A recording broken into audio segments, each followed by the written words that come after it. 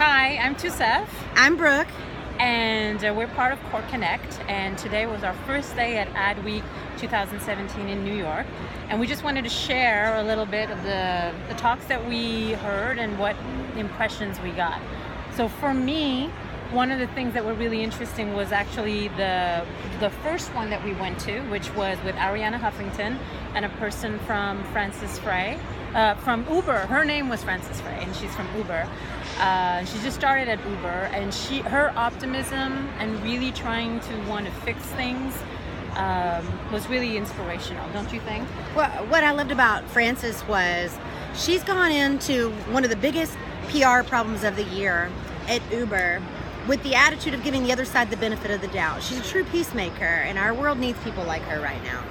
Absolutely, and she's really, even in the small time that she was there for about, she just started in June, she was already able to understand key issues that were coming up in terms of pinpointing them and then coming up with solutions. And one of the things that they talk about, especially with a big organization like Uber, you can't take too much time to make change.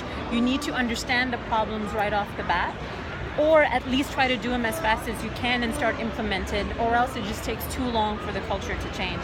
And one of the big things, my lessons were from Frances Frey, was in order for an organization or people from an organization to change behavior, you have to first change the way they think.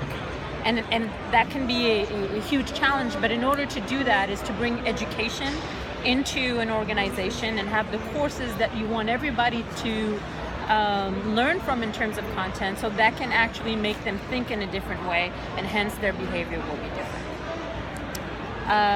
Was there another one that you really enjoy, or somebody that you really enjoyed today? Well, you know, I always love Bill Konigsberg. He is one of my... Who is he? He is the founder and CEO of Horizon Media, a multi-billion-dollar privately owned media firm, international firm. He's planted another agency that I've also spoken with called Canvas in Los Angeles that's like a sibling firm. But he has, I believe, last time I checked, over 1,500 employees. And it's consistently rated one of the best places to work, and that's because he really invests in agency culture and doing things that is going to nurture the best, most creative thinking out of his people. And that has a lot to do with education. It has a lot to do with accommodating people's lifestyle. For example, he's really bought into Arianna Huffington's Thrive movement, where you have the sleep pods and you let people take naps and you give people Fridays off without your electronics, and you allow people's brains to recover from all the stimulation that you have in an agency environment. That's true. That was really good. Mm-hmm. One other one that I enjoyed was one of the last ones, which was actually sort of like an evolution of the traditional agency that we usually see of a creative agency. But you have an agency that's called HEAT, H-E-A-T, that's joining forces with Deloitte Digital, which is a consulting brand. And they're really trying to go beyond just solving a creative problem, but they're looking into solving from a creative sense, business problems. So beyond just in terms of what is the message that you need to communicate to your audience, is to really understand what are the business issues that you're trying to address, and looking at it more from a holistic standpoint. So I'm sure at that point you have branding that comes into that as well, because you're trying to understand how internally you're trying to solve problems as a business as well as outwardly as well. And then I have to say that the piece of resistance for me today, it blew my mind, was Joan Jett. I had no idea. We did see Joan Jett. We did see Joan Jett. I love rock and roll. I did not expect. There was a lady in there that brought her album to get signed. She did? Did you hear that? She I said, did not see "Will that. you please sign my album?" Oh my God. And to see Joan Jett, I didn't even realize she was speaking.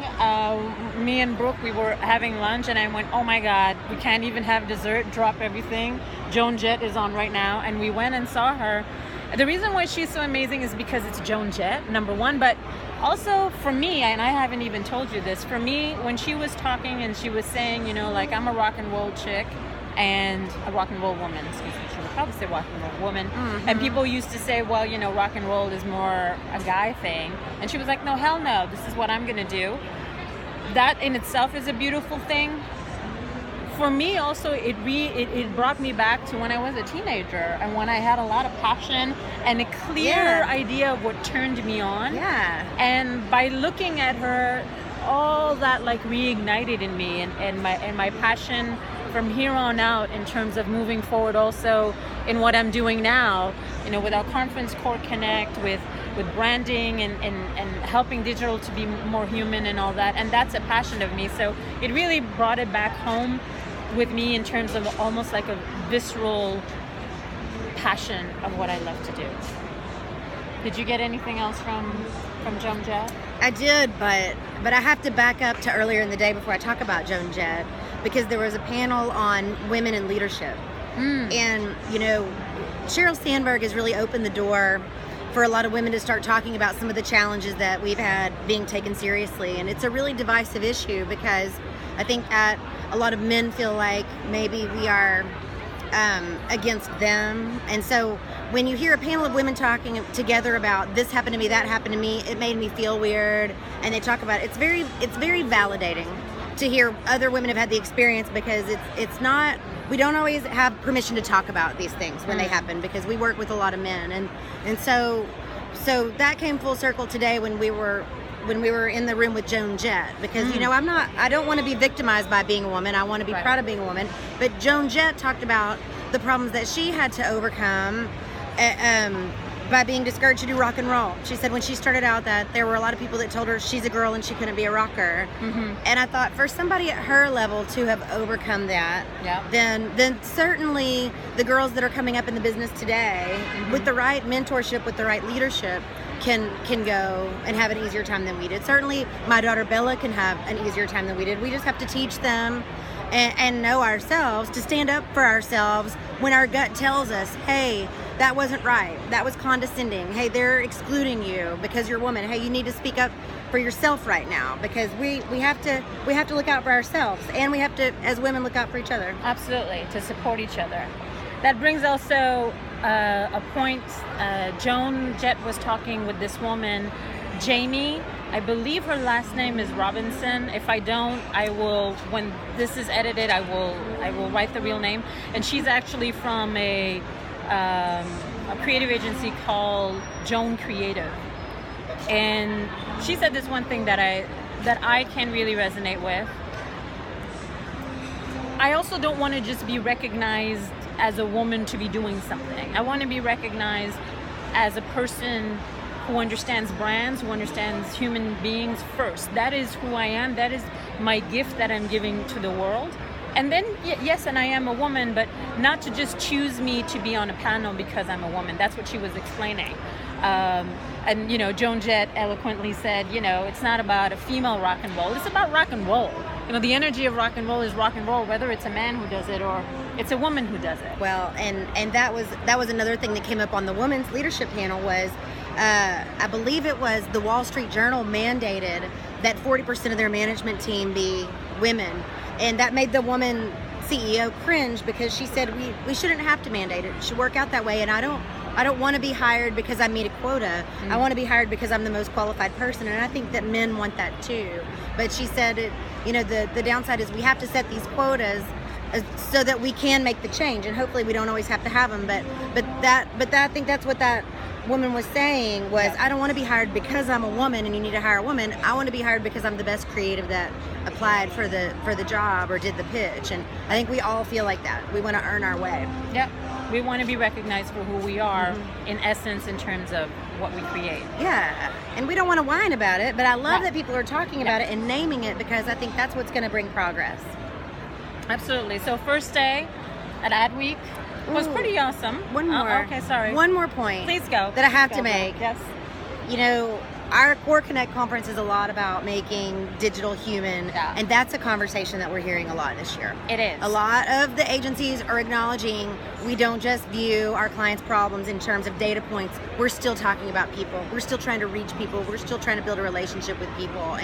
And you know, 2 years ago at Advertising Week, all you heard was DSP this, programmatic that, buzzword this and that, and they were like speaking another language. And this year I'm hearing a lot of clear, plain language about people reaching other people, about brands building a relationship with the consumer because they have a need that they are trying to meet. It's all becoming a lot more human, and I think that we started that conversation 2 years ago, and it was very timely.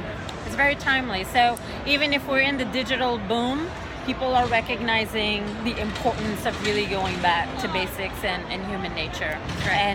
And even just with the first day, we'll see what the next 2 days brings up. But right now, it's looking pretty good. So thank you for joining us, and hopefully tomorrow we'll have something else to share. Bye. Bye.